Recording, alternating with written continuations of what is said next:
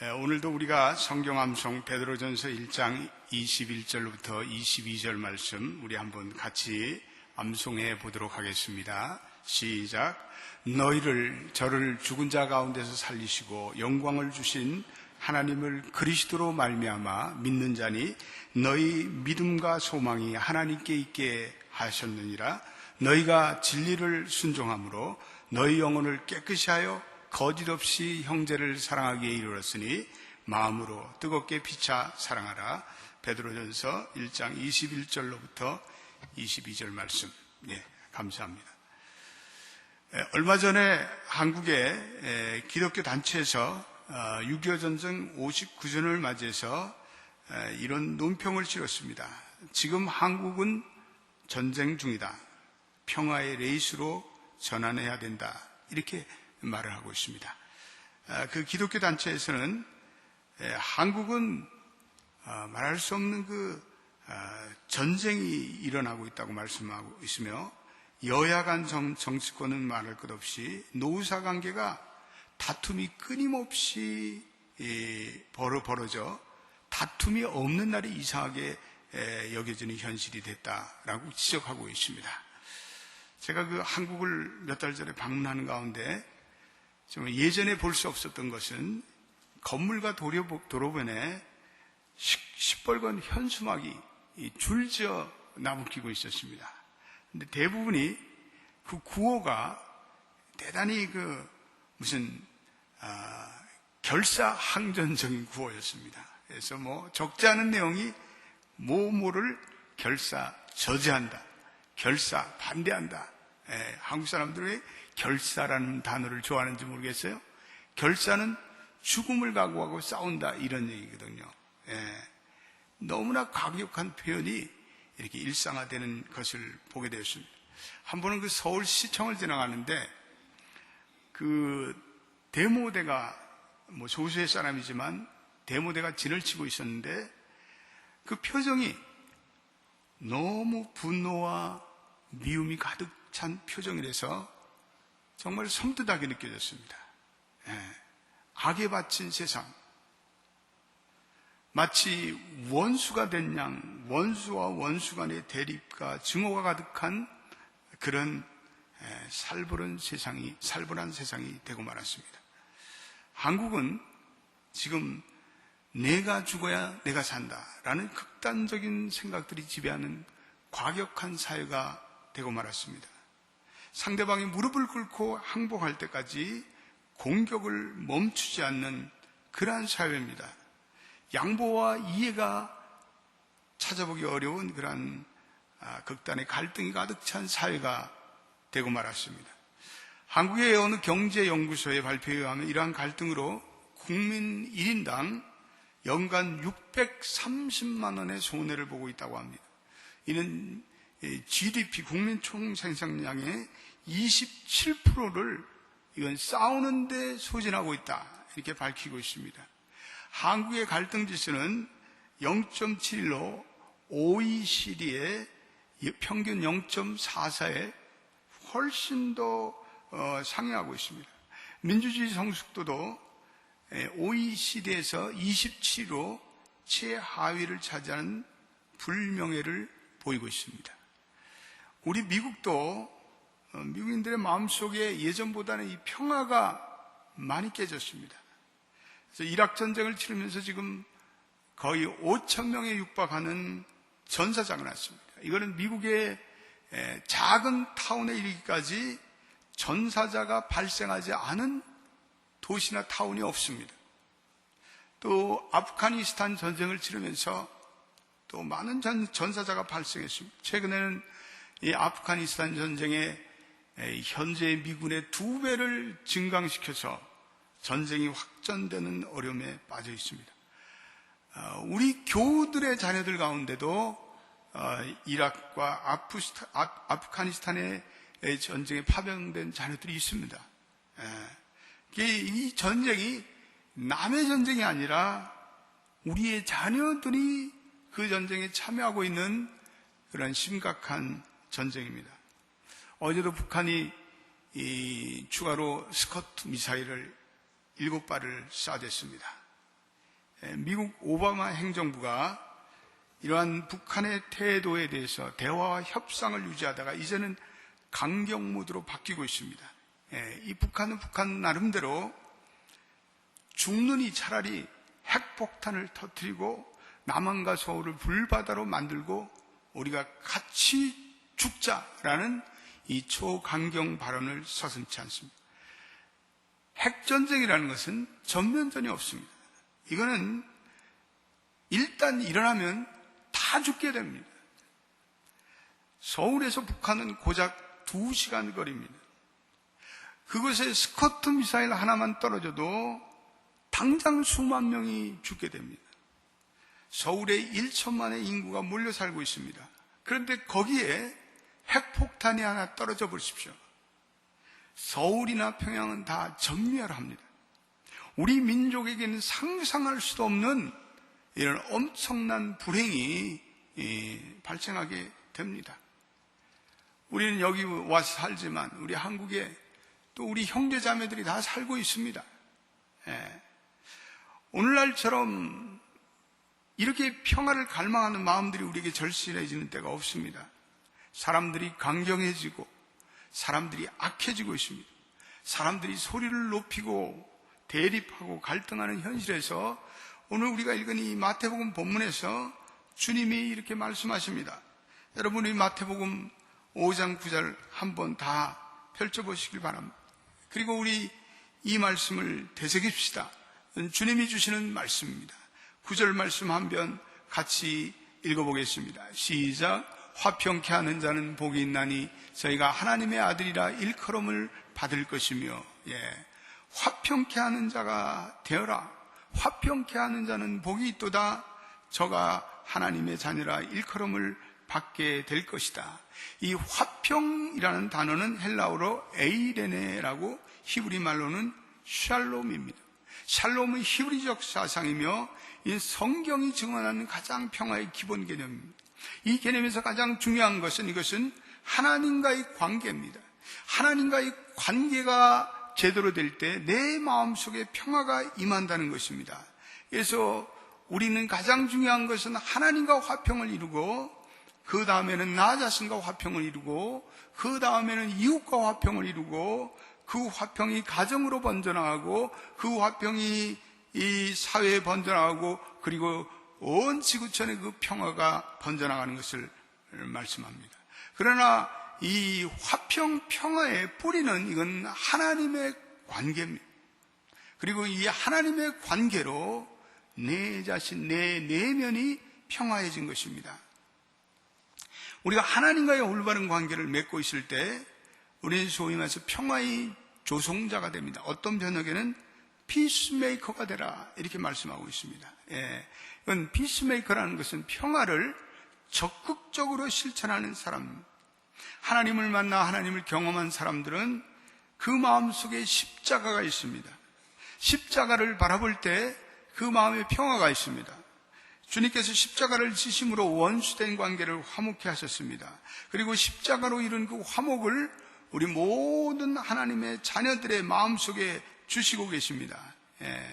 하나님의 피스메이커로 우리는 불화의 관계, 원수된 관계, 서로 질투하는 세상에 나가서 우리는 평화의 조성자가 되어야 합니다.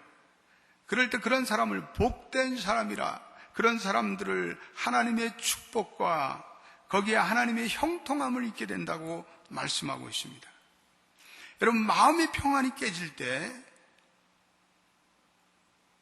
여러분이 하던 일이 잘 되던가요? 마음이 부글부글 끓어오르는데 무언가 잘 되는 일이 있습니까? 오히려 잘 되는 일도 꼬여갑니다. 만나는 사람마다 다투고 부딪히고 충돌하는 사람들이 인생에서 성공을 거두는 법은 거의 없습니다. 마음의 증오와 미움이 가득 찼는데, 마음의 욕심이 가득 찼는데 일이 풀려나가지 않습니다. 우리의 마음속에 하나님의 고요한 평화가 흘러가야 합니다. 그러할 때 집중력이 생기고, 그러할 때 하나님이 우리에게 창의력을 주시고 아이디어를 주십니다. 내 욕심을 버리고 내 마음에 평화가 임하도록 해야 합니다. 남을 대하면 온유하고 관용에 넘쳐야 합니다.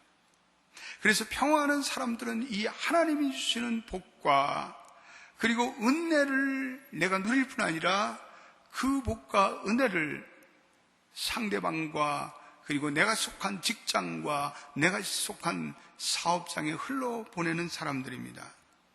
오늘 우리가 읽은 이 미가서는 하나님의 예언의 말씀으로 이런 말씀을 주고 있습니다. 우리 3절 한 번만 더 미가서 4장 3절 말씀 한 번만 더 읽어보겠습니다. 같이 읽어보겠습니다. 시작. 그가 많은 민족 중에 심판하시며 먼 곳 강한 이방을 판결하시니 무리가 그 칼을 쳐서 보습을 만들고 창을 쳐서 낫을 만들 것이며 이 나라와 저 나라가 다시는 칼을 들고 서로 치지 아니하며 다시는 전쟁을 연습치 아니하고. 오늘 이 본문 말씀에서 미가 선지자가 이렇게 기도하고 있습니다. 하나님, 저 흉악한 칼을 꺾어서 보습을 만들게 해주십시오. 그리고 저 사람을 찌르는 칼을 쳐서 낫을 만들어 농사를 짓게 하옵소서. 여러분, 이건 신앙의 눈이 없으면 고백할 수 없는 그러한 얘기입니다. 미가의 기도, 이거는 현실적인 기도가 아닙니다. 믿음이 없이는 드릴 수 없는 기도입니다. 도대체 칼을 쳐서 보습을 만드는 사회가 사람이 어디 있습니까? 창을 쳐서 낫을 만드는 사람이 어디 있습니까? 이 이야기는 이건 하나님의 은혜를 경험한 사람들만이 가질 수 있는 비전입니다. 이 비전이 우리의 비전이 될 수 있는 것은 우리는 하나님의 사랑과 화해를 십자가 위에서 경험했기 때문에 그렇습니다. 십자가의 화해를 경험한 사람들이 이러한 평화의 길을 담대히 만들어낼 수가 있습니다. 미가서의 예언은 과거의 예언이 아니라 이 말씀 속에서 우리는 살아있는 하나님의 음성을 오늘도 우리는 들어야 합니다. 6.25 전쟁이 우리 민족에게 피눈물 나는 상처와 아픔이 되어서 우리를 괴롭힙니다. 그렇지만 우리가 모두 기도해야 합니다. 하나님, 전쟁의 원인인 칼을 없애주십시오. 창도 없애주십시오. 그것들을 포기하게 하옵소서. 화해케 하시고 평화를 주시는 하나님만이 우리의 주인이 되게 하옵소서. 예루살렘에 가면 통곡의 벽이 있습니다. 이스라엘 사람들이 절기가 되면 그 벽으로 몰려와서 하나님이 자기가 주신 율법을 낭독합니다. 그리고 쪽지를 써서 그 벽 틈새로 집어넣습니다. 그리고 기도를 합니다. 이스라엘 백성들이 통곡의 벽에서 통곡하며 기도하는 그 순간에 팔레스타인 사람들 그 뒷벽에서 알라 신에게 이렇게 기도합니다. 하나님, 우리 땅을 빼앗은 이스라엘 사람들 이 땅에서 몰아내십시오. 우리가 이 땅의 주인입니다. 알라 신이요. 또 다른 통곡이 있습니다. 통곡의 벽이 예루살렘을 동서로 나누고 있습니다. 그 벽이 존재하는 한 평화란 없습니다. 이유는 통곡 때문이 아니고 벽 때문입니다. 오늘 예수님이 그 벽을 향해서 벽을 허물라. 벽이 있는 한 평화가 어떻게 있습니까? 벽이 있는 한 통곡과 웃음에도 불구하고 평화는 없습니다. 여러분, 칼이 벽입니다. 창이 벽입니다. 그러나 보습, 허물어진 벽입니다. 낫도 허물어진 벽입니다. 한 평화의 시인이 이렇게 탄식하고 있습니다. 현대인들은 필요한 다리는 놓지 않고 아직도 벽 쌓는 일에 열중하고 있다. 미국, 여전히 인종 간의 벽이 쌓여져 있습니다. 한국, 이 보수와 진보 사이에 어느 날부터 피 튀기는 이념의 투쟁을 벌이고 있습니다. 남북의 벽이 여전히 존재합니다. 우리 가정의 벽이 있습니다. 1세 부모와 2세 자녀들의 벽이 있습니다. 아내와 남편 간의 벽이 있습니다. 때때로도 교우 간에도 벽이 있습니다. 벽이라는 것은 평화의 부재를 뜻합니다. 벽이 존재하는 한 우리는 평화하지 못합니다. 벽이 존재하는 한 우리 사회는 평화하지 못합니다. 벽이 존재하는 한 지구촌은 평화하지 못합니다. 벽이 있는 한 우리에게는 괴로움이 있고 통곡과 좌절과 불화가 있습니다. 분노가 있습니다. 벽이 있어 보십시오. 사람도 망하고 가정도 망하고 사회도 망하고 교회도 다 망합니다. 나라도 망합니다. 그러나 그 마음에 평화가 있을 때, 그래서 서로 사랑하고 용서할 때 하나님께서 그들에게 복이 있다고 말씀하고 있습니다. 그 땅이 복을 받고 그 농사가 잘 되고 사업이 잘 되고 사람이 잘 되고 교회가 잘 되고 사회가 잘 되고, 여러분, 이것이 하나님 나라의 법칙입니다. 오늘 미가 선지자는 3절에 다시는 칼을 들고 서로 치지 아니하며 전쟁을 연습치 않고, 어떻게 이러한 평화가 우리에게 도래할 수가 있을까요? 여러분, 북한 사람들을 보면 6.25 자변의 전쟁이 그들의 마음속에 한이 되었습니다. 많이 폭격당했습니다. 많이 죽었습니다. 많은 지역이 초토화됐습니다. 근데 그 아픔을 대대로 되새기고 있습니다. 그들의 구호를 보면 얼마나 호전적인지 모릅니다. 얼마나 분노가 이글거리는지 모릅니다. 미국 제국주의자들의 원수놈들의 심장을 향해 쏘아라, 이런 구호가 난무합니다. 지난번에 나진을 방문했더니 그 초등학교와 중학교 게시판에 아이들이 작문을 하고 그림을 그렸는데, 때때로 그 미제국주의자에 대한 그 보복심을 그린 그런 글과 그림을 볼 때 너무나 가슴이 아팠습니다. 이 복수심이 많은 사회, 대적적인 사회는 평화가 없습니다. 그들은 용서를 모르고 자비를 모르고 그러한 사회가 하나님의 복을 누리지 못합니다. 위대한 소설가 빅토르 위고가 쓴 레미제라블, 여러분들이 읽어보신 줄로 믿습니다. 주인공 장발잔, 배가 고파서 빵을 하나 훔쳤습니다. 그 죄 때문에 19년 동안을 감옥살이를 합니다. 19년 동안 춥고 배고픈 감옥 생활에서 그는 복수의 칼을 갈고, 그는 점점 싸나운 사람이 됩니다. 그래서 자기를 감옥에 쳐넣은 그 형사를 이제 내가 퇴소하면 꼭 죽이고 말겠다, 그런 복수의 일념에 사로잡힙니다. 그리고 형기를 마칩니다. 그러나 막상 나오니까 전과자가 되어 아무도 그를 환영하지 않습니다. 궂은 날씨에 묵을 곳이 아무도 없습니다. 그런데 그에게 나흘 밤 되던 일에 어느 친절한 신부가 자비를 베풉니다. 그날 밤 장말자는 너무 편안한 침대에 누워 자다가 신부가 잠자리에 눕자마자 침대에서 일어나 찬장을 뒤져서 은잔을 훔쳐서 어둠 속으로 달아납니다. 이튿날 경찰 3명이 장발잔을 끌고 옵니다. 그래서 신부의 집 문을 두드립니다. 훔친 은잔을 들고 범인을 잡은 것입니다. 그러나 그 장발잔을 맞이한 신부의 반응은 누구도 예상치 못했습니다. 다시 오셨군요. 참 다행입니다. 그 촛대는 내가 당신에게 선물로 주었는데 그 촛대, 저기 있는 촛대마저 가져가셔야 되는데 이것도 주었는데 왜 안 가져가셨나요? 장발자는 충격적인 심정으로 신부의 말을 가만히 듣고 있어야만 했습니다. 인간의 복수 본능을 넘어선 신부의 이 말과 행동에 장발자는 감동을 느낍니다. 그 용서의 힘으로 장발자의 삶은 완전히 달라져 영혼의 철벽 같은 그 방어심마저 눅눅 사라집니다. 촛대를 은혜의 상징으로 간직한 그는 어려운 사람을 도와주며 일생을 살아가게 됩니다. 여러분, 참 평화의 비결이 여기 있습니다. 독일의 히틀러가 많은 유대인을 죽이고 전쟁을 일으키며 큰 문제를 일으키고 있을 때 유명한 신학자 칼 바르트가 누군가에게 묻습니다. 당신이 히틀러에게 해주고 싶은 말이 무엇입니까? 그는 이렇게 대답합니다. 예수 그리스도께서 당신의 죄를 위해서 죽으셨습니다. 히틀러, 당신도 잊지 마세요. 당신을 위하여 주님께서 십자가에 죽으셨습니다. 여러분, 평화가 어디 있습니까? 오늘 우리가 읽은 이 미가서의 본문은 거기에 오르자 이렇게 말씀하고 있습니다. 여호와의 산에 오르자, 성전에 오르자. 이것은 하나님을 향한 믿음의 신앙을 말합니다. 세상에는 불의도 많고, 세상에는 부조한 일도 많고, 세상에는 이러한 평화를 깨트리는 일도 많지만, 그러나 성소에 와서 기도할 때, 하나님을 알아갈 때 그 마음에 평화가 임한다고 말하고 있습니다.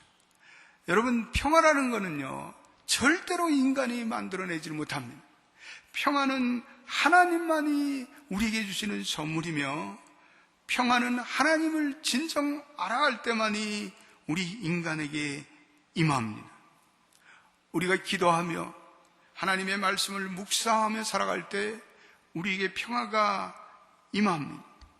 기도하는 말씀, 기도하는 마음, 하나님의 말씀을 묵상하는 마음에 비로소 하나님의 사랑이 깨달아집니다. 하나님의 사랑으로 말미암아 평화의 마음이 회복됩니다. 하나님의 사랑을 알아가고 하나님의 말씀을 알아갈 때 결론은 단 한 가지입니다. 그것은 하나님은 사랑이시다라는 결론입니다. 칼 메닝거라는 유명한 심리학자는 자기의 일생 동안의 연구를 결론지면서 이렇게 말합니다. 현대인들의 모든 정신적 질병의 근본 치유책은 단 한 가지입니다. 사랑의 힘 외에는 없습니다. 그렇습니다. 사랑만이 사람을 근본적으로 변화시키고 치유하게 합니다. 증오의 마음, 복수심으로는 그 악한 마음을 도저히 바꾸어 놓을 수가 없습니다. 우리가 북한에 선교할 때 많은 사람들이 얘기합니다. 그거 김정일이 다 잘되게 하는 일이야. 군부가 잘되게 하는 일이야. 여러분, 물론 그럴 수도 있습니다. 그러나 우리는 2천만의 그 죽어가는 불쌍한 북한의 주민들을 우리는 사랑으로 껴안아야 합니다. 그것 외에는 길이 없습니다. 우리가 사는 이 미국도 9.11 사태를 겪으면서 그 이슬람권에 대한 마음의 분노가 있습니다. 상처가 있습니다. 그래서 그 상처로 인해 보복 심리가 있습니다. 그 보복 심리를 가지고 자꾸 부수고 그리고 전쟁을 벌이고 그래서 해결을 하고자 하는데 여러분, 무기로서는 절대로 평화를 얻을 수 없습니다. 아무리 죽여보십시오. 이건 계속해서 복수의 악순환이 계속될 뿐입니다. 그들을 다 죽여보십시오. 절대 그들은 항복하지 않습니다. 왜 그렇습니까? 이건 미움을 계속해서 낳기 때문에 그렇습니다. 이 모든 증오의 그 연결고리, 그 쇠사슬을 끊을 수 있는 것은 단 한 가지. 그것은 사랑입니다. 십자가의 사랑만이 사람을 변화시킵니다. 강팍한 마음을 녹입니다. 그리고 전쟁을 종식시킬 수가 있습니다. 80년대 초에 동독의 어느 작은 니콜라이라는 도시에 성 니콜라이라는 교회에서 작은 촛불 평화 기도회가 시작되었습니다. 원래 이 평화 기도회는 매년 11월에 열흘 동안 개최됐는데 특별히 젊은 사람들이 이 평화의 기도회에 소수의 무리들이 모여서 기도했습니다. 이 촛불 평화 기도회는 매우 작은 시작이었습니다. 그런데 이 평화의 기도회가 조금씩 발전하면서 매주 월요일 5시에 정기적으로 그 평화의 기도회가 성 니콜라이 교회에서 열렸습니다. 이 평화의 기도회에서 젊은이들이 모여서 하나님께 기도했습니다. 우리 서독과 동독이 한 형제인데 하나님, 저들이 군비 확장에 너무나 몰두합니다. 하나님, 저들의 무기가 평화의 도구로 바뀌어지게 하옵소서. 하나님, 이 땅에 공산주의가 더 이상 발흥되지 못하게 하옵소서. 그들은 하나님을 믿고 기도했습니다.